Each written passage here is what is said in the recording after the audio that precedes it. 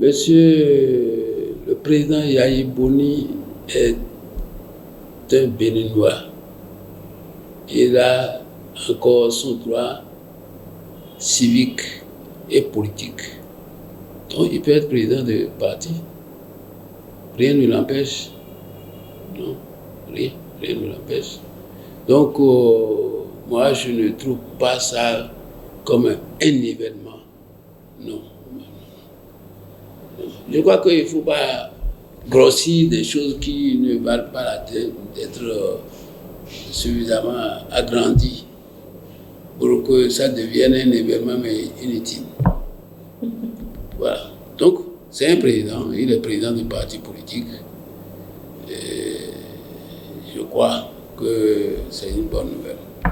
Alors, après cela, à la veille de 2026 déjà, aujourd'hui, peut-être que c'est le lieu de revenir sur votre appréciation de la lutte syndicale sous le régime de Patrice Talon. Est-ce que finalement, après avoir travaillé à installer le régime du nouveau départ ou de la rupture, est-ce que à la descente, vous êtes satisfait de la manière dont les choses ont été faites? Bon, je dirais oui et non. Je dirais oui parce qu'en ce moment, c'était absolument nécessaire de changer le cap. Pour la simple raison que si ce cap n'était pas changé, il pourrait y avoir ce que moi j'appelle souvent le grabuge, le dérapage. Je dis bien, il pourrait y avoir des dérapages. Donc, c'était nécessaire de faire ce combat-là. Non, parce que je me retrouve de plus en plus mal à l'aise dans tout ce que je vis dans ma peau de lutteur, d'ancien lutteur. Je vous ai dit comment je vois la lutte syndicale. J'ai déjà répondu à ça une fois, plusieurs fois, que la lutte syndicale dépend des contextes dans lesquels on se retrouve. Parce qu'il y a des pays où il n'existe pas de syndicat. Il n'existe pas du tout de syndicat. Pourtant, ça évolue. Alors, moi j'estime pour ma part que moi, et peut-être certains autres aussi, se sentent frustrés. Parce que, vous vous rappelez, on nous a battus, on nous a gazés. À la bout du travail, on est allé rester à l'hôpital. On m'a envoyé en prison pour un rien du tout. On a cherché à connaître la date de la fin de mon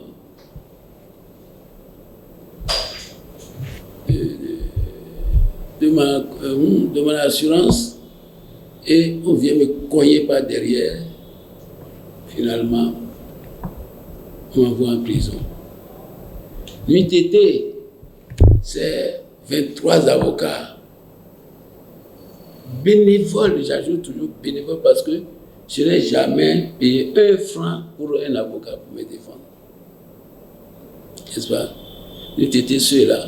Peut-être que je serai en prison jusqu'à l'avènement du président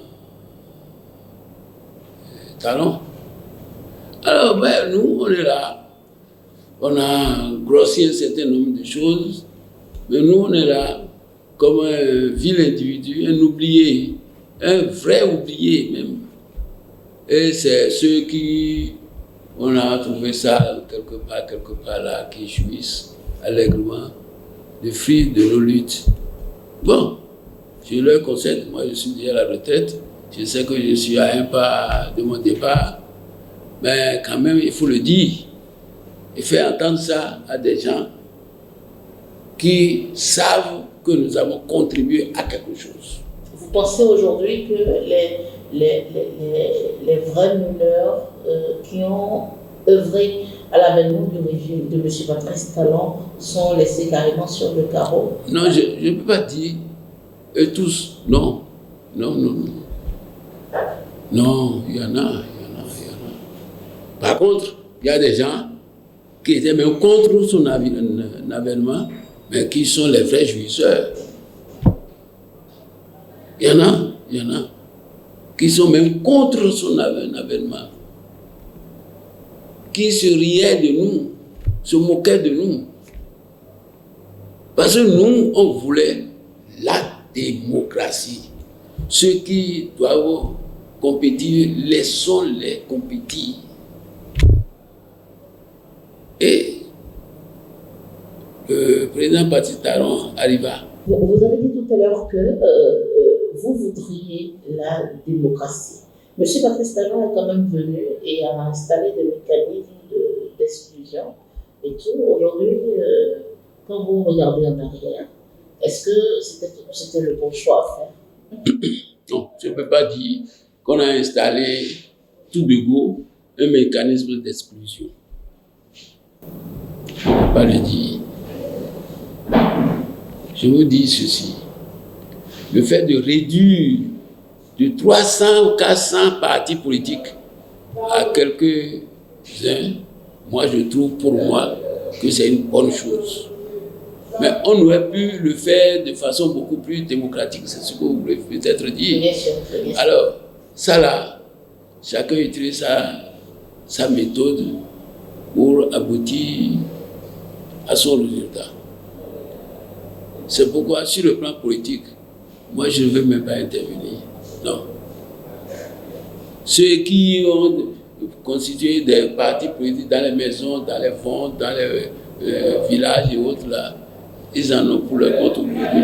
C'est eux qui doivent. Moi, je ne suis dans aucun parti politique. Mais je vois, je pleure. Parce que lors des élections. Oui, moi j'ai été président de la commission électorale en 2008. Mais il faut demander le nombre de partis politiques qui se sont présentés pour la candidature. Et ma commission électorale a été la seule à élire les maires des communes, les maires des municipalités, des chefs villages qui sont là à la date d'aujourd'hui. Mais vous savez tout ce que nous avons souffert. Mais nous là, on nous a classés.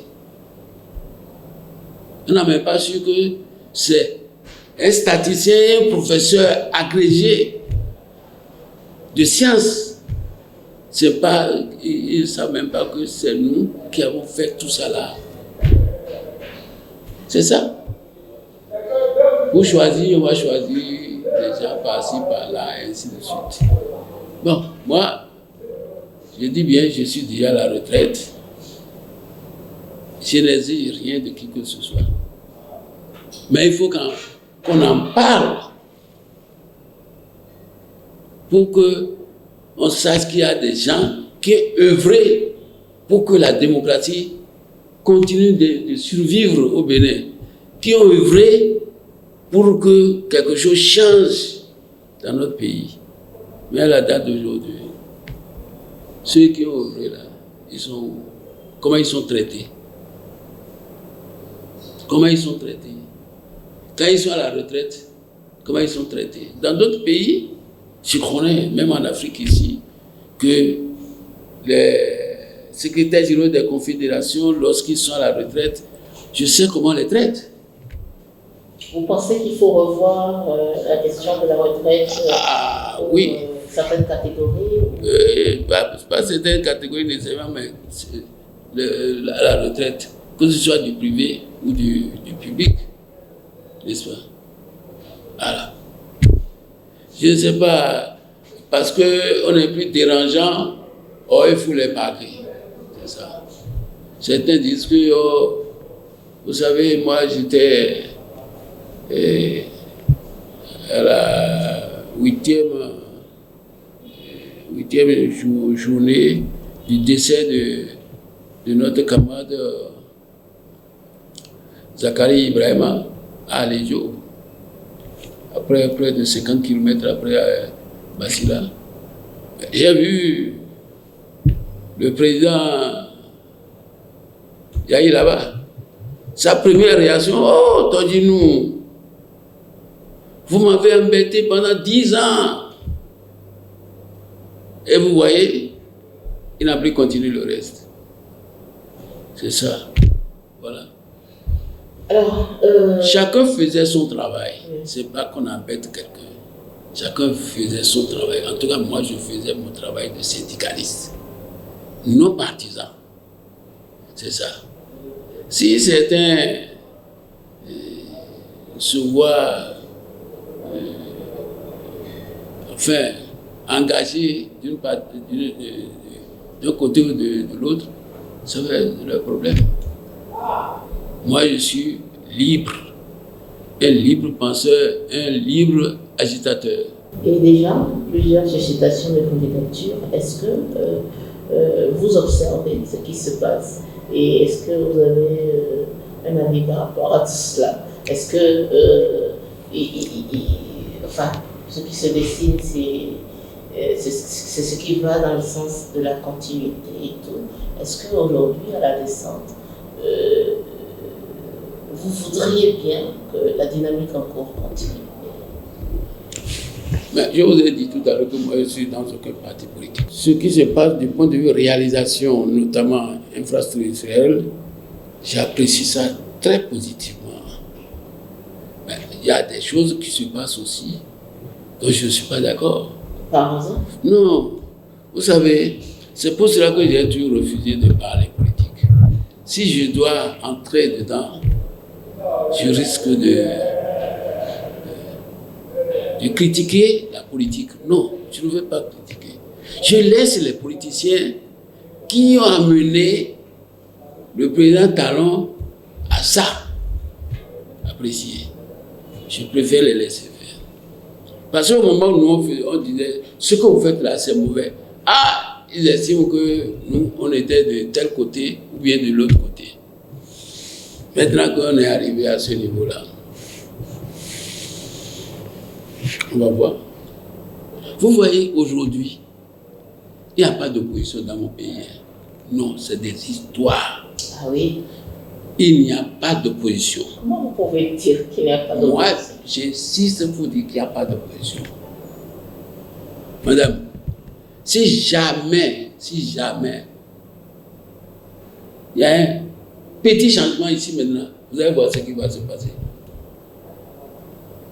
Si vous voyez qu'un côté a la balance plus élevée, vous allez voir. Ceux qui se disent de la mouvance aujourd'hui, ce n'est pas exclu qu'ils se rangent rapidement. Comme ceux qui sont de l'opposition, ce n'est pas exclu qu'ils se rangent aussi de l'autre côté. Si bien qu'on est toujours dans cette mouvance incompréhensible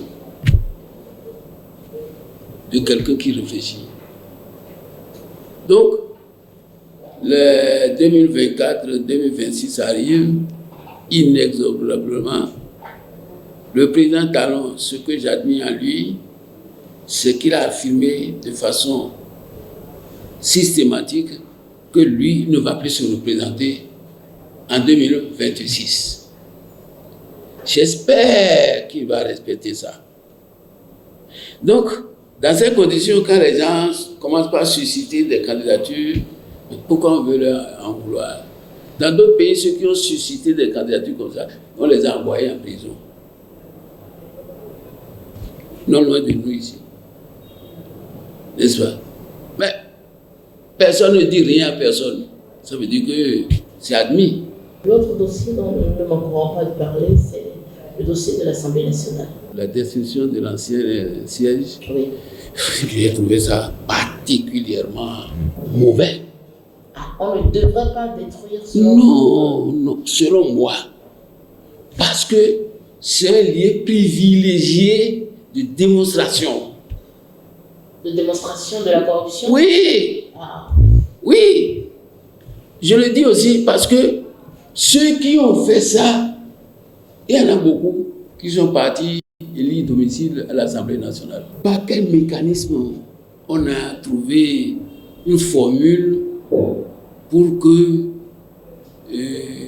on n'est pas poursuivi ceux-là jusqu'à présent. Parce qu'ils sont à l'Assemblée. Madame, moi personnellement, ça me gêne.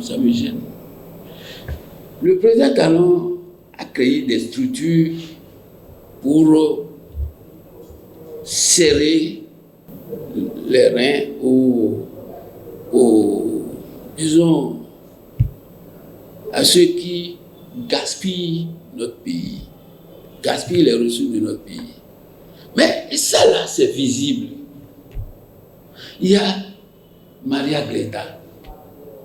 Ceux qui ont fait ça, ils sont là. Certains sont à l'Assemblée. D'autres ont été placés même à un haut niveau. Non, moi, je ne suis pas du tout d'accord. Destruction de ces endroits. Encore que, moi, je ne sais pas quels sont ces techniciens qui ont fait le travail jusqu'à installer l'édifice là. Ça fait on a dit c'est mauvais, on a repris. On a trouvé que ce n'est pas mal. On a repris encore, on a dit non, il faut renforcer seulement. Et brutalement, on abandonne ça. Je ne dis pas qu'il faut laisser ça, nécessairement réinstaller l'Assemblée là, hein. Mais ça doit être un lieu de pèlerinage pour dire à mes enfants, voilà, on a gaspillé près de tel nombre de milliards, 22 milliards, d'autres disent 40 milliards, ainsi de suite. Alors, mais il faut que je montre à mes enfants, mes petits-enfants, voici le lieu de la corruption. Mais quand on détruit ça, c'est parti en fumée. C'est fini. Les crimes n'effacent pas le crime, M. Tolino. Non, le crime, ceux qui l'ont commis, n'est-ce pas, à la date d'aujourd'hui, on ne les identifie pas. C'est ça. On ne les identifie pas. Mais le lieu de crime, on doit laisser ça à la postérité. Mais c'est une honte. Non, ce n'est pas une honte. C'est une honte. Chaque fois que celui qui a fait ça, quand il va passer sur le pont là, il va dire, ah, c'est moi qui ai fait ça là. Hein. C'est moi qui ai fait ça. Chaque fois qu'on va voir ça, on va dire, c'est quand même moi. Hein. Je suis de l'Atlantique. Hein. Je suis du Borgou. Hein. Je suis de tel endroit. Hein. Je suis de tel endroit. Mais on est venu faire ça dans l'Ouébé. Est-ce qu'ailleurs on peut faire comme ça? Voilà autant de questions. Mais on doit laisser ça pour que ça donne des leçons. Mais on n'a rien dit. On a dit, bon, on s'est entendu. On s'est entendu sur quelque chose. Ah, sur quoi vous vous êtes entendu? Et on ne poursuit plus les gens qui ont commis de telles maladresses économiques pour notre pays. Ils ont dit que les enquêtes sont en cours. Oh, vous ne croyez pas? Il y a d'autres enquêtes qui n'ont pas duré 6 mois. Il y a d'autres enquêtes qui n'ont pas duré 6 mois. Et sur ça, je suis d'accord avec le président Talon. Mais quelle enquête? Parce que le vrai problème, Talon n'a pas été au bout de son engagement par rapport à cette lutte-là. À la lutte contre la corruption. Corruption, parce que il y a des députés que le domicile à Port-Rongo là ne veulent pas sortir. Quand on veut établir la liste, ils se débrouillent pour se retrouver sur la liste et restent à l'Assemblée là-bas. Mais disons, ah non, ne me laisse pas dire autre chose que tout ce que je dis là. Vous pensez que l'administration Patrice Talon n'est pas suffisamment engagée pour non, sanctionner l'administration Talon s'est suffisamment engagée de par la justice, de par la création de la criette, notamment la criette, parce que chaque fois qu'on dit un dossier va à la criette, mais tous ceux qui sont concernés sont d'avance morts. C'est déjà quelque chose qui fait peur. Mais ce que moi je suis en train de dire, mais pourquoi ne pas se saisir suffisamment de l'affaire du siège de l'Assemblée? Pourquoi ne pas se saisit suffisamment, plus suffisamment encore, l'affaire de Maria Greta. On a parqué ça là-bas, on a commencé à faire autre chose. Porto Novo, on a laissé ça de côté, on a commencé à faire autre chose. Non, il faut poursuivre sérieusement.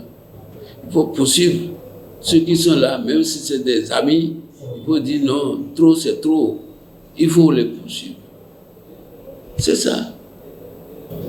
Le président Talon a mis le paquet pour le développement économique de notre pays.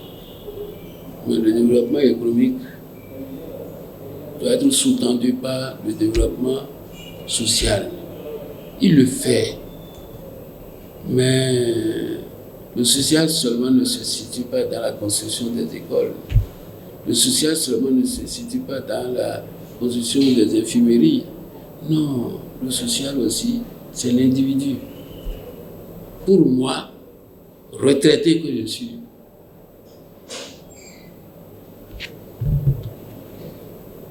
regardez ce qu'on a donné, ceux qui sont en activité. Et sur l'ensemble de ce que moi j'ai eu, à peine j'ai eu 4 000 francs. Mais pourquoi j'ai mené tous ces luttes-là? Mais tout cela contribue à l'apaisement de la situation sociale. Apaiser la situation sociale aussi, c'est de faire en sorte que, sur le plan politique, il y ait aussi un apaisement. Je crois qu'on a mis le paquet pour stabiliser les choses. Il faut commencer par desserrer la ceinture, aussi bien sur le plan économique, sur le plan social et aussi sur le plan politique. Vous connaissez, j'ai seulement peur pour le 2022. Pour 2026, vous avez peur de quoi? J'ai peur, parce que si on ne sait pas faire, la situation de Yahi peut se produire. La situation fait Yahi peut se produire. Je sais que le président Talon est particulièrement... Se ruer vers le camp adverse. Oui, ça veut comme ou bien, mais, ou alors trouver un aéroserteur comme ça là, qui va ruer dans le Blanca, et tout cela. Je vous ai déjà dit qu'il n'y a pas de politiciens opposants, politiciens mouvance que moi je connais correctement. Et je crois que le président Talon lui-même en est conscient. En est conscient. Donc, pour moi, c'est la paix dans mon pays. C'est la paix dans mon pays. Et la paix de chez moi vers les autres pays environnants. Pour que, si je veux aller dans un pays voisin, que je n'ai pas des entraves. Moi, je suis à la retraite et je dois chercher encore mieux quelque chose pour combler le vide qu'on m'a créé. C'est ça.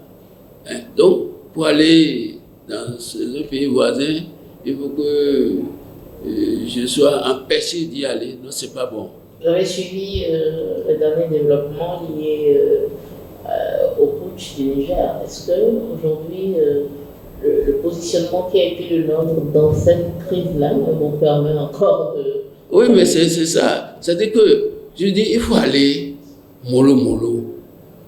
Ceux qui ont conseillé au président dans cette affaire-là, ils ne l'ont pas aidé. Ils ne l'ont pas aidé. La preuve, il y a beaucoup d'autres personnes qui ont déjà reculé, qui ont fait derrière. C'est ça. Voilà le vrai problème. Mais on a conseillé mon président de ruer dans le brancard rapidement. Non, moi je crois que... le Bénin n'aurait pas dû avoir cette position. C'est cette position rigide, nuisible à nous-mêmes. C'est pas... C'est ça. Le Niger et le Bénin sont tellement frères que nous ne pouvons pas nous permettre certaines choses. Oui,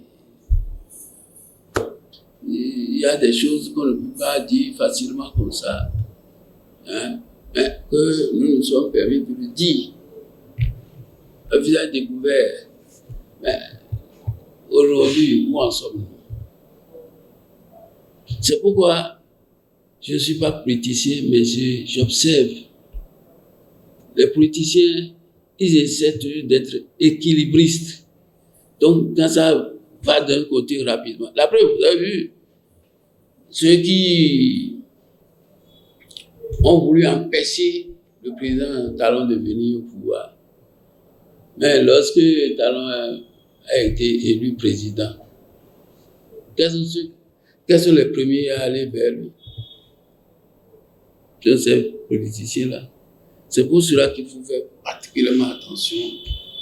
Et j'estime pour ma part que c'est une leçon que nous avons reçue aujourd'hui.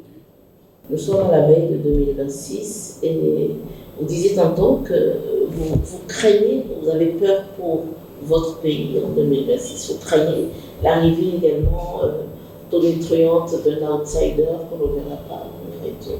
Quel message avez-vous alors au peuple béninois qui parfois peut sembler très émotif dans le choix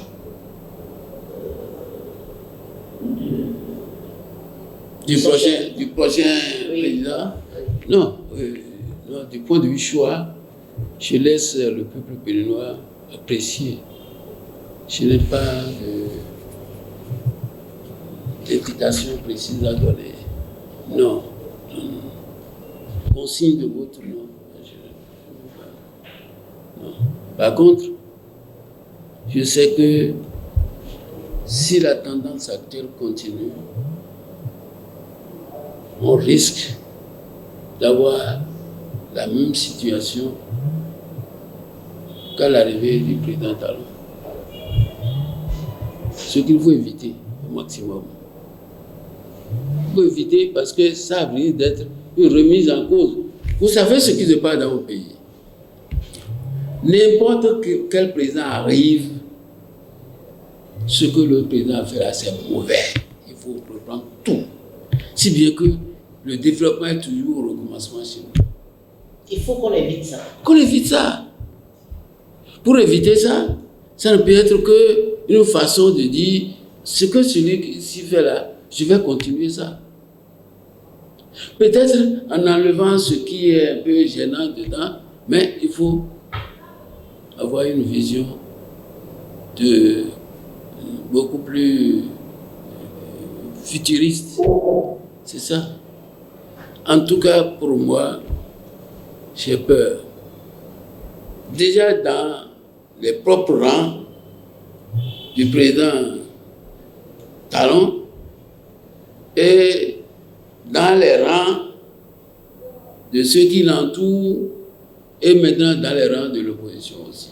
Monsieur Boniaï est désormais quasiment à la tête de l'opposition. Est-ce que vous ne pensez pas qu'avec toute sagesse de mise, ce que vous craignez n'adviendrait pas? Non, ce n'est pas parce que le président est à la tête d'un parti d'opposition que systématiquement, non, je crois que c'est des supputations qui peuvent amener à déraper. Non, moi je ne pense pas.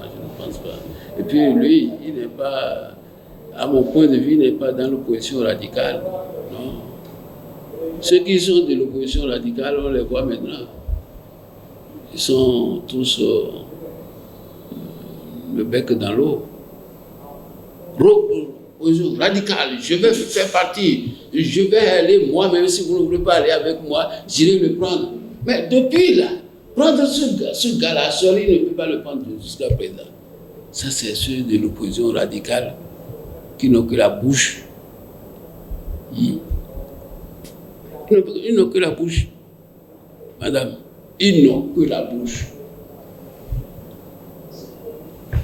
Je réaffirme qu'ils n'ont que la bouche. Par contre, quelqu'un comme Yahi qui a déjà dirigé le pays, à qui on a proféré autant temps de menace, il sait comment faire. Donc il ne va pas, enfin, je ne le vois pas en train d'aller dans une opposition radicale. Non, il sait qu'il avait déjà dirigé le pays pendant 10 ans. Il sait qu'on ne sait pas, ça peut faire sa position. Mais il peut être dans les négociations pour amener la paix dans le pays.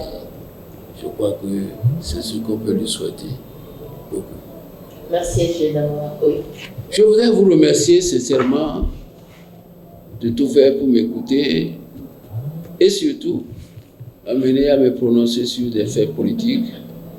Je vous encourage à continuer. Je vous félicite aussi pour tout ce que vous faites. Quand moi, je lis vos reportages, je trouve de la maturité dans ce que vous faites. Merci. Par rapport à d'autres que je vois là. Et puis, bon.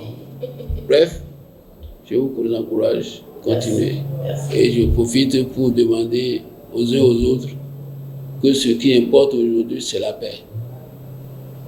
Qu'on soit de l'opposition, de la mouvance, pardon, c'est la paix. Lorsqu'il y a guerre dans un pays, ce n'est jamais ces politiciens-là qui en souffrent, mais c'est nous. Nous qui n'avons pas de bâtiments hors du territoire national. Moi, en dehors de l'OIV et du littoral, moi je n'ai nulle part où je n'en ai pas. Même si on me dit d'aller dans le zoo ici, je ne trouverai personne. Jusqu'à parler des pays environnants. Non, je n'en ai pas. D'où la nécessité de tout faire pour éviter la tension dans notre pays. Non, je souhaite qu'il en soit ainsi.